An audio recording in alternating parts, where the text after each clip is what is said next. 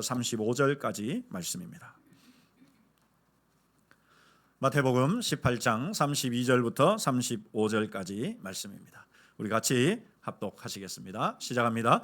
이에 주인이 그를 불러다가 말하되 악한 종아, 내가 빌기에 내가 내 빚을 전부 탕감하여 주었거늘 내가 너를 불쌍히 여김과 같이 너도 내 동료를 불쌍히 여김이 마땅하지 아니하냐 하고 주인이 노하여 그 빚을 다 갚도록 그를 옥졸들에게 넘기니라.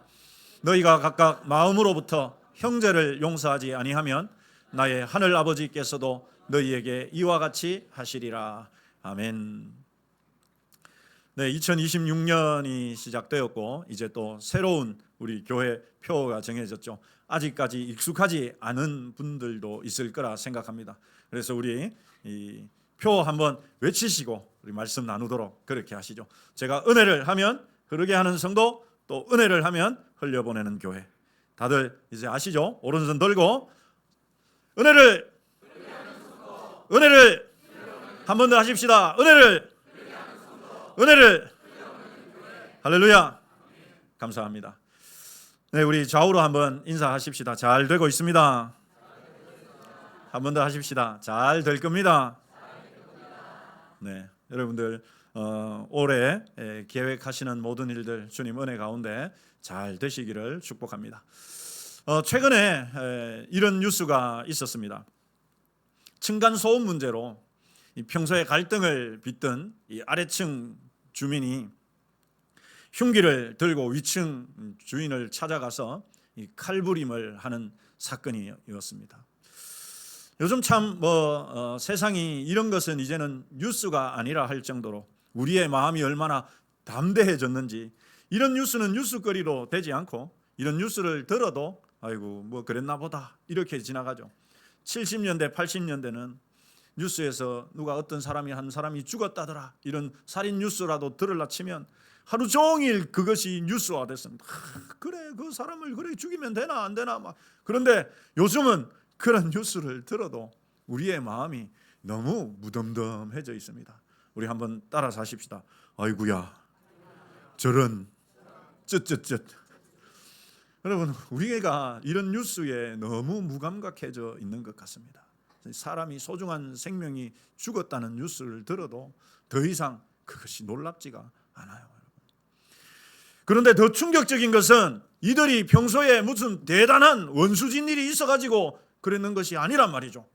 단지 현관문을 조금 세게 닫아가지고 그게 빌미가 되어서 그동안에 쌓였던 감정이 그냥 폭발해 버려서 그렇게 결국은 사람의 목숨까지 빼앗는 이런 지경이 되었습니다. 그래서 여러분 우리나라를 가리켜서 이 사회학자들이 분노공화국이다. 초갈등 사회다. 이렇게 진단하고 있습니다. 운전 조금 이렇게 미숙하게 했다고 막 수킬로를 쫓아가 가지고 보복 운전을 하는 일들이 있고요. 다 사소한 말다툼 끝에 결국은 흉기를 휘두르는 이런 일들도 있고요. 전혀 일면식도 없는 사람에게 그냥 무작위로 화풀이하는 이른바 묻지마식 범죄도 점점 증가하고 있는 추세입니다. 그래서 여러분 이 사회학자들의 진단이 분노공화국이다. 분노공화국. 우리 옆 사람에게 한번 물어보십시다. 화 좀 잘 내십니까?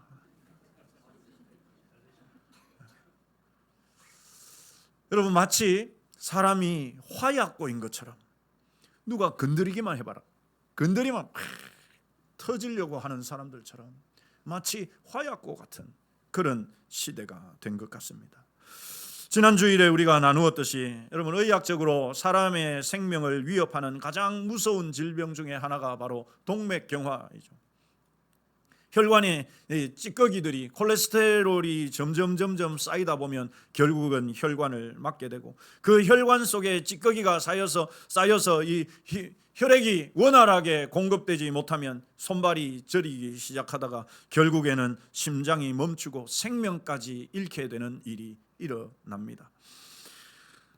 이 원리가 영적인 세계, 특별히 여러분 신앙 공동체인 우리 교회와 성도들의 삶에도 똑같이 적용된다고 말씀을 드렸습니다.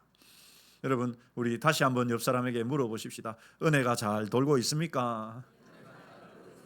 은혜를 좀 흘려보내시고 있습니까? 그렇습니다, 여러분. 내가 하나님께 예배를 드리든지 뭐 말씀을 듣든지 뭐 기도를 하든지 해서 하나님께 내가 받은 은혜가 있으면 그것을 내가 이렇게 흘려보내야지 은혜의 선순환이 일어나서 우리가 영적으로도 건강한 신앙생활을 해가게 되는데, 하나님께로부터 은혜는 받는데 미워하는 마음이, 시기하는 마음이, 저 인간 내가 언제 한번 내가 손 봐줘야 되는데 하는 그 마음이 하나님으로부터 받은 은혜를 흘러가지 못하게 하고 내 안에서 그 은혜의 선순환이 멈추게 되어지면 그것이 바로 영적인 이 동맥경화에 걸리게 된다라고 지난주에 나누었습니다. 여러분, 오늘 본문은 바로 이 은혜의 흐름을 가로막는 치명적인 콜레스테롤이 뭔지, 그 치명적인 혈전이 무엇인지, 그리고 어떻게 해야 그것을 녹여서 뚫어내서 은혜가 흘러가게 하는지를 우리에게 알려주는 말씀입니다. 본문은 베드로의 질문으로 시작을 합니다. 베드로가 예수님께 이렇게 묻죠. 우리 베드로처럼 같이 읽어보십시다. 시작합니다. 그때에 베드로가 나와 이르되 주여, 형제가 내게 죄를 범하면 몇 번이나 용서하여 주리이까? 7번까지 하오리이까? 예전에도 한번 말씀드린 것처럼 당시에 이 랍비들, 율법을 가리키는 랍비들은 2번 혹은 3번까지는 용서해 주라고 가르쳤습니다. 그러니까 여러분, 이 베드로가 7번 용서해 주면 되겠습니까? 라는 이 질문은 사실 베드로 입장에서는 굉장히 파격적인 질문이었죠. 주님이 야 베드로야, 너 역시 내 수제자답다, 이렇게 칭찬할 줄로 기대했던 것입니다. 그런데 예수님은 깜짝 놀랄 말씀을 하십니다. 같이 읽어보시죠. 시작합니다. 예수께서 이르시되 내게 이르노니 7번뿐만 아니라 7번을 70번까지라도 할지니라. 7번을 70번까지라도 해줘라. 용서하고 또 용서하고 또 용서하고 또 용서하고 또 용서해줘라. 그렇게 몇 번까지요? 7번을 70번까지라. 여러분, 한 사람을 490번만 용서해주면 그분이 거의 예수님처럼 되지 않을까 생각합니다. 우리가 참 이 말씀은 잘 알고 있습니다. 신앙생활을 어느 정도 하신 분들은 설교로도 최소한 몇 번은 듣지 않았겠습니까? 그런데 여러분, 설교를 몇 번 듣는 것이 중요한 것이 아니고, 내가 이 말씀을 수십 번 읽었다는 것이 중요한 것이 아니고, 정말 내가 이 말씀대로 하고 있는가? 정말 내가 이 말씀대로 하고 있는가? 여러분, 우리 자신을 한번 깊이 돌아보는 시간이 되시기를 소망합니다. 예수님은 이 비유, 여기에 대해서 교훈해 주시기 위해서 1만 달란트 빚진 자에 대한 비유를 말씀해 주시죠. 여러분, 한 임금님에게 1만 달란트를 빚진 사람이 있었습니다. 1만 달란트. 이 1만 달란트가 얼마나 큰 금액인지 우리에게 별로 와닿지 않아요, 여러분. 한 달란트는, 금 한 달란트는, 원래 달란트는 무게의 단위였는데 이것을 금액으로 바꾸면 금 한 달란트는 6천 데나리온. 6천 데나리온. 한 데나리온은 노동자의 하루 품삯이니까 금 한 달란트만 하더라도 노동자가 6,000일을 아무것도 쓰지 않고 오로지 6,000일을 일해야만 모을 수 있는 돈입니다. 금 한 달란트가 이게 횟수로 대략 16년 정도 됩니다. 그러니까 16년 동안 아무데도 안 쓰고 오직 받는 그 일당을 모았을 때 16년치를 모아야 금 한 달란트입니다. 그러니 여러분, 금 1만 달란트는 몇 년 동안 일해야 되느냐? 한번 우리 따라서 하십시다. 16만 년. 16만 년을 아무것도 안 쓰고, 먹는데 입는데 이런데 돈 안 쓰고 16만 년 동안 모아야지 가능한 금액입니다. 1만 달란트. 이런 모을 수 있습니까? 없습니까? 16만 년 동안 살지도 못하는데 어떻게 모으겠습니까? 그러니 여러분, 이거는 갚을 수 없는 금액이죠. 솔로몬 때 이스라엘이 그렇게 그렇게 부자 아니었습니까? 부유한 나라 아니었습니까? 세계에서 당대 솔로몬의 이스라엘이 세계 최고로 부자 나라였습니다. 그때 솔로몬의 나라의 1년 수입이 금 666달란트였습니다. 1,000달란트도 되지 않았는데 1만 달란트 빚이니 갚을 수 있습니까? 없습니까? 불가능한. 그래서 여러분이 1만 달란트 빚진 자라는 말은 도저히 갚을 수 없는 빚을 진 사람. 이 1만 달란트 빚진 사람이 여러분 누구입니까? 누구입니까? 따라서 하십시다. 바로 접니다. 따라서 이렇게 따라서 말만 따라서 하는 게 아니고 손도 이렇게 따라서 해주세요. 바로 접니다. 여러분 왜 우리가 1만 달란트 빚진 자입니까? 하나님으로부터 우리가 구원받은 것, 하나님의 자녀가 된 것, 그것이 여러분 1만 달란트 빚을 탕감받은 것하고 똑같은 것입니다. 믿으십니까? 이걸 여러분 제대로 믿어야, 이걸 제대로 알아야 됩니다. 이걸 알지 못하고 이걸 인정하지 않으면 이 이야기는 아무런 도움이 되지 않습니다. 이 이야기는 할 필요가 없는 거예요. 내가 바로 이 1만 달란트 빚진 자구나 하는 것을 우리가 알아야 됩니다. 그 1만 달란트의 빚이 뭡니까? 영원히 죽음 이후에 죄로 인해서 영원히 심판 가운데서 고통 가운데서 살아야 할 우리가 예수님의 나 대신 죽어주신 그 십자가에서 죽어주신 그 피 흘리심으로 하나님께서 그냥 탕감해 주셔서 내가 그저 구원을 받은, 나는 갚을 길이 없는데, 나는 이 죄에서 벗어날 수 있는 도저히 갚을 수가 없는데 하나님께서 일방적으로 탕감해 주시고 구원해 주시고. 한 번 더 묻습니다. 여러분, 이 1만 달란트 빚진 자가 누구입니까? 바로 저입니다. 바로 저와 여러분이에요. 여러분, 이것이 이 이야기의 가장 중요한 핵심입니다. 그런데 갚을 길 없는 종이 그 주인에게 엎드려서 빌자 주인이 여러분 어떻게 합니까? 그를 불쌍히 여겨요. 그를 불쌍히 여깁니다. 오늘 본문 마태복음 18장 26절에 보면 그 종이 엎드려 절하며 이르되 내게 참으소서 다 갚으리이다 하거늘 27절에 그 종의 주인이 불쌍히 여겨 놓아 보내며 그 빚을 탕감하여 주었더니. 여러분, 여기에 이 불쌍히 여긴다라는 말은 아마 목사님들 설교를 통해서 다들 들어보셨을 거예요. 창자가 끊어지는 고통, 창자가 끊어지는 것 같은 연민을 말합니다. 왜 이 단어를 여기에서 썼느냐 하는 것은, 여러분, 종이 1만 달란트 빚을 탕감받은 것은 그 종이 엎드려갖고 저를 용서해 주십시오, 이 빚을 다 갚을 테니까 용서해 달라고 그 종이 빌어서가 아니라 임금이 그 속마음에서 그 종을 향해서 그 불쌍히 여기는 마음이 불일 듯이 일어났기 때문에 탕감해 준 것입니다. 그러니까 여러분, 그 1만 달란트 빚을 탕감해 준 것은 종이 얼마나 간절하게 부르짖었느냐가 아니고, 그것과는 상관없이 주인이 오직, 그 임금이 오직 그를 불쌍히 여겼기 때문에 주어진 것입니다. 여러분, 이것이 저와 여러분이 받은 은혜입니다.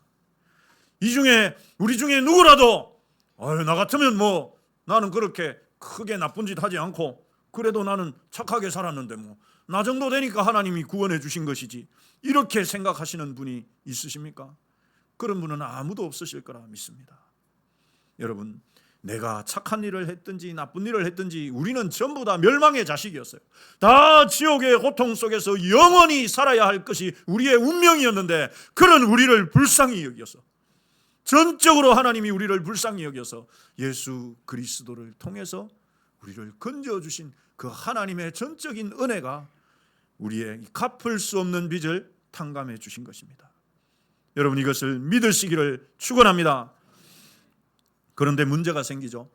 이 종이 1만 달란트를 탕감을 받고 나가는 길에 자기에게 100데나리온, 100일치 품삯, 100일치 일하면 갚을 수 있는 그 돈을 빌린 사람을, 빌린 동료를 만나죠. 자신이 탕감받은 돈과 이 동료가 자기에게 빚진 돈의 비율은요 60만 분의 1입니다.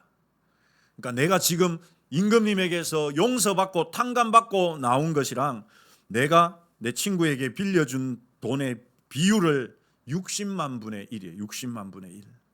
그러니까 여러분, 금액으로는 비교가 안 되는 금액이죠. 그런데 그는 동료의 멱살을 움켜 잡습니다. 멱살을 이렇게 움켜 잡아요. 28절에 보면은 그 종이 나가서 자기에게 100데나리온 빚진 동료 한 사람을 만나 붙들어 목을 잡고, 여기 목을 잡는다라는 말이 멱살을 움켜쥔다는 말인데, 여기에 원어로 보면은 그것이 질식시키다, 목을 조르다, 숨통을 조르다는 말이에요. 그러니까 여러분, 이 1만 달란트를 탕감받은 이 종이 지금 자기에게 100데나리온 빚진 자의 이 목을 움켜쥐는 이 표현을 성경은 어떻게 했느냐, 어떤 식으로 표현을 했느냐, 그가 숨조차 쉬지 못할 정도로 그를 몰아붙였다는 말입니다. 여러분, 그는 동료의 숨통을 조이면서 빚을 갚으라고 독촉을 하고 결국은 그를 감옥에다가 가둬버리죠. 이것이 여러분 무슨 의미입니까? 위에서부터 내려오는 은혜. 자기는 1만 달란트를 임금님에게서 탕감을 받았습니다. 돈 한 푼 들지 않고 탕감을 받았어요. 그 큰 은혜를 받았습니다. 그런데 그 은혜를 흘려보내지 못하는 거죠. 자기에게 100데나리온 빚진 동료에게 그것을 흘려보내지 못합니다. 나에게서 은혜가 꽉 뭉쳐서 더 이상 흘러나가지 못하게 된 것이죠. 주인이 이것을 알고 대노해서 그가 빚을 다 갚도록 감옥에 가두죠. 여러분, 여기에 그 원리가 나옵니다. 예수님이 단순히 비유로 드시는 것이 아니라 여기에는 용서라고 하는 이 원리가 들어있어요.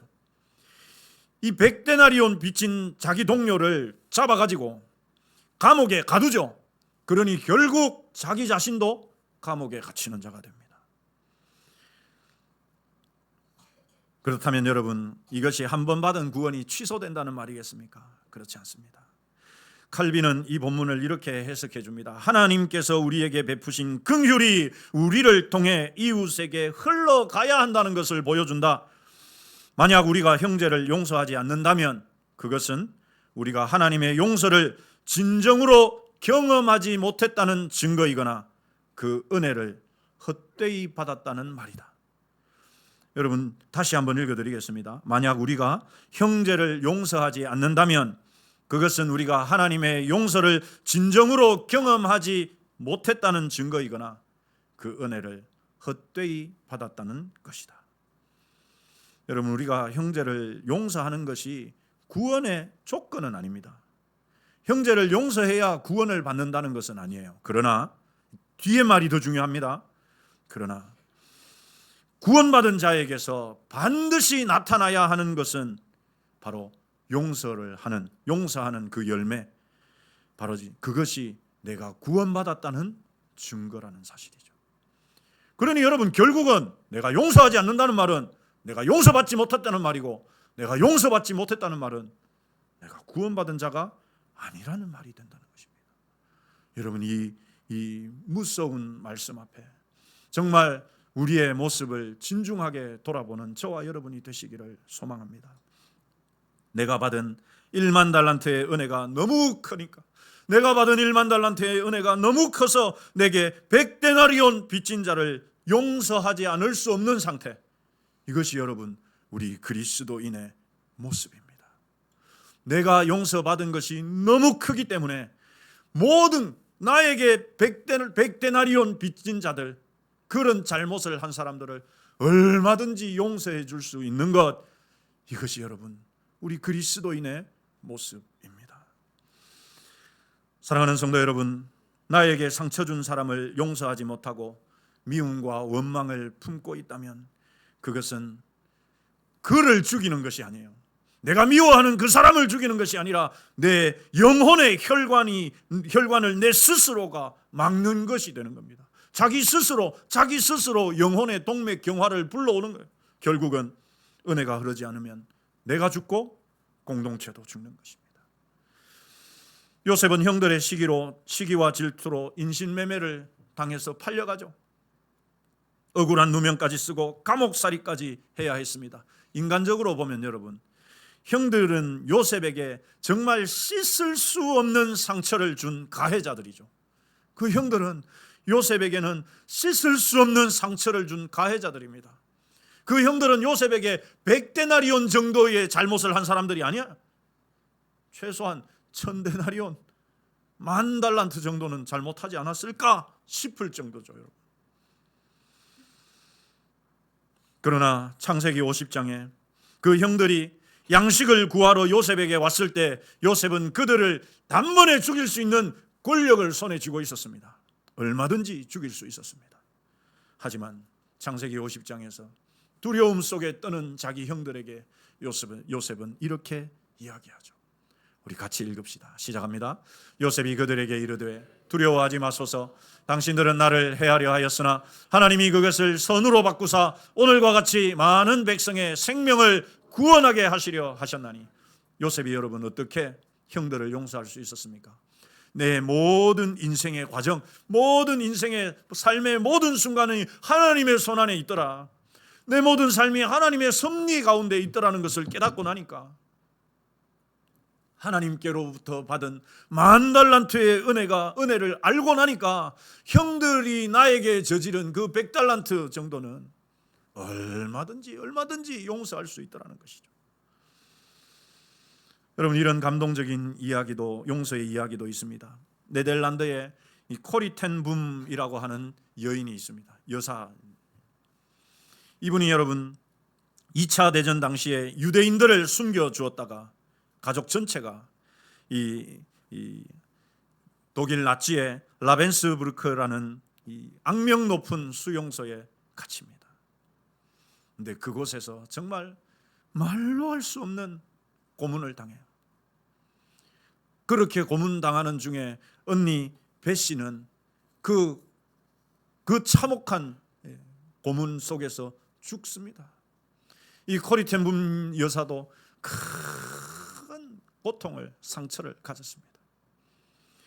그런데 참 하나님의 은혜로 이 코리텐 2차 세계대전이 끝나면서 풀려나왔고, 그 이후에 이 코리 텐 붐 여사는 세계 곳곳을 다니면서 하나님의 사랑을 간증하면서 살았습니다.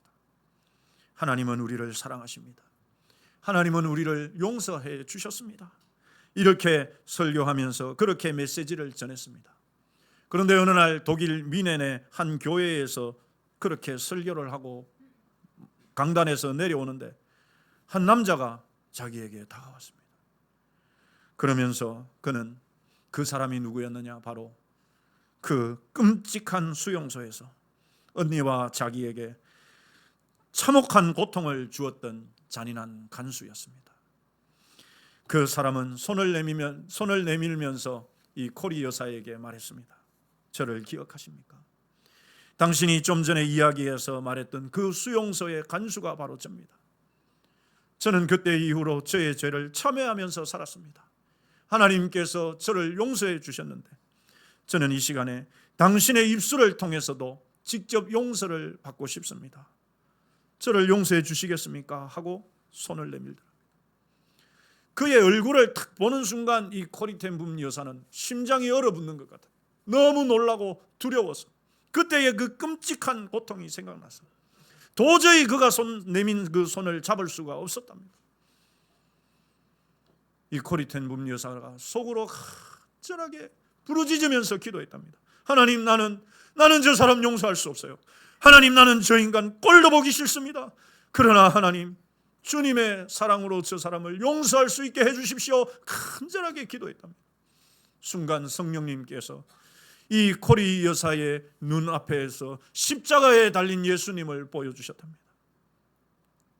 자기를 십자가에 못 박았던 그 군병들을 향해서 주님, 저들의 죄를 용서해 달라고 십자가에서 외치시는 그 주님의 환상을 보고서 이 코리 텐 붐 여사가 자기도 모르게 그의 손을 덥석 잡아주면서 말했답니다. 나도 당신을 용서합니다. 형제여, 나도 당신을 용서합니다. 그 순간에 이 코리텐붐 여사의 어깨에서부터 마치 전류가 흐르듯이 그녀의 팔을 통해서 그 독일인에게로 하나님의 은혜가 흘러가는 것을 경험했다고 합니다. 이 코리텐붐 여사가 지은 주는 나의 피난처라는 책에서 직접 밝힌 이야기입니다. 그날 그 교회는 막혔던 댐이 터지듯이 하나님의 치유와 회복의 강물이 온 교회에 가득했다고 고백합니다. 사랑하는 성도 여러분, 오늘 본문 33절은 저와 여러분에게 이렇게 묻습니다. 우리 같이 한번 읽으십시다. 시작합니다. 내가 너를 불쌍히 여김과 같이 너도 내 동료를 불쌍히 여김이 마땅하지 아니하냐? 마땅하지 아니하냐? 어떤 교회에 안수 집사님 한 분과 은퇴하신 안수 집사님 한 분과 시무 장로님이 사이가, 은퇴하신 이 안수 집사님, 저 장로 때문에 우리 교회가 안 된다. 그래서 마치고 목사님하고 장로님하고 서서 이렇게 우리 교회처럼 그렇게 인사를 하면은 목사님하고는 악수를 하는데 이 안수 집사님, 장로님이 악수하려고 손을 내밀면 손을 툭 치고는 툭 치고는 많은 시간이 지나면서 오늘 이 본문의 말씀으로 설교를 듣고서는 예배가 끝나자마자 그 안수 집사님, 나이가 은퇴하셨으니까 나이가 더 많으시죠. 시무 장로님보다. 장로님 찾아가서 장로님, 그동안 정말 죄송했습니다. 저를 용서해 주십시오. 그날로 여러분 손을 잡고 화해의 역사가 일어났습니다. 내가 너를 불쌍히 여김과 같이 너도 내 동료를 불쌍히 여김이 마땅하지 아니하냐? 이것이 우리 주님이 저와 여러분에게 물으시는 말입니다. 여러분, 한 교회 안에서 신앙생활을 하면서도 우리가 형제라 부르고 자매라 부르면서도 내 마음에 껄끄러운 사람이 있고 내가 참 멀리하는 사람이 있다면 여러분, 그 교회에 어떻게 은혜가 흘러가겠습니까? 내가 너를 불쌍히 여김과 같이 너도 내 동료를 불쌍히 여김이 마땅하지 아니하냐?